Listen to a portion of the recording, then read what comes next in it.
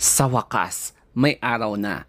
Pero, parang may something itong araw, no? Kakaiba yung itsura niya. Parang may circle na pinapalibutan ng araw na to. Napansin ko kasi na parang may something sa araw nung magsasampay sana ako katulad dito, oh. May circle. Pero sabi ng iba, ibig sabihin yan, may machuchugi or king o datu na may mataas na posisyon. Tapos yung iba naman, sabi ng matatanda, pag ganyan daw ay may masamang mangyayari. Kaya kung ikaw ang tatanungin, naniniwala ka ba na merong dulot na bad omen kapag nagkakaroon ng sun halo katulad nito? O baka naman kwento-kwento lang yon? Tapos, hala, kinilabutan talaga ako dito sa mga pictures ko, oh. Anong ibig sabihin nito? Bakit parang may mga lines dito sa face ko, no? So, ayan guys. Ano kaya ang ibig sabihin nito? Hindi to edited ha? Or hindi ko to ginawa? Hindi talaga siya edited.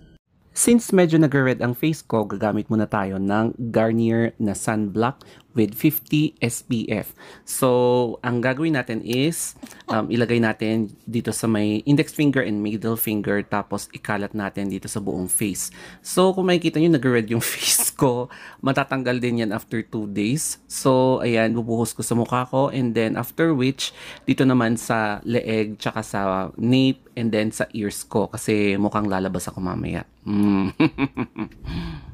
Sinubukan ko siyang i-drone shot para makita natin yung halo pero hindi ata nakuha yung sun.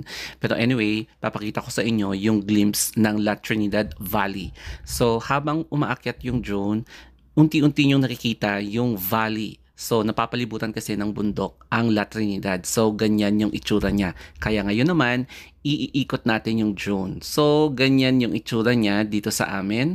So hindi ko siya masyadong tinaas kasi medyo malakas yung hangin. And ito naman yung Benguet Sports Complex. Tapos balik ulit tayo sa La Trinidad Valley. So katulad niyan. So nakakahilo, no?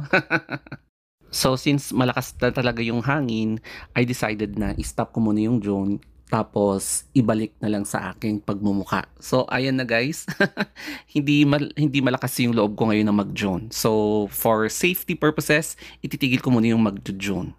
Basing sa meteorological explanation, nagkakaroon daw ng sun halo kapag nagkaroon ng refraction of light doon sa cirrus cloud o kaya sa mga matataas na cloud doon sa light ng sun. Kaya nagkakaganito.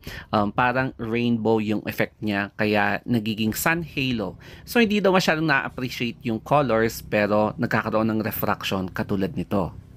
I-take advantage na natin ang sunny day ngayon kasi hindi natin alam yung predictability or unpredictability ng